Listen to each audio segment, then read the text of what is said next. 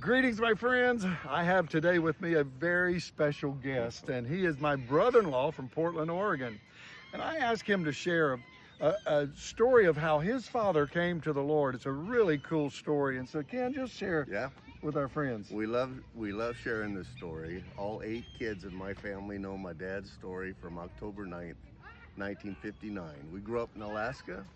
My dad was a highly functional white-collar alcoholic. That's the nicest way of saying his life was a mess.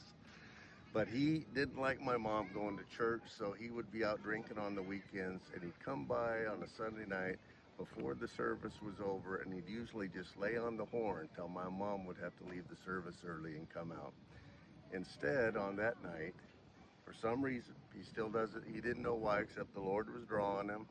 He came up those steps on that wintry night. We'd had early snow in Alaska, and he came in, sat on the back row, and listened to the pastor's sermon on the separating of the sheep and the goats, Matthew's passage. Well, my dad was wearing a suit, and he had a tie pin, a golden goat tie pin. And he says he grabbed the back of that bench. Probably you've heard stories like this, just shaking as that preaching was going on. And to my family's surprise, the pastor's surprise, everybody's surprise, I think, because he was pretty hardcore.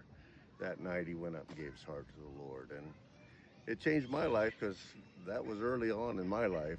But when he came out, he took that gold nugget pin and he says he threw it off into the snowbank because he said, I came in a goat and I'm leaving a sheep.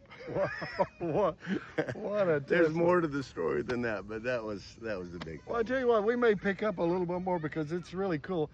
We might pick it up tomorrow. Okay, but sure.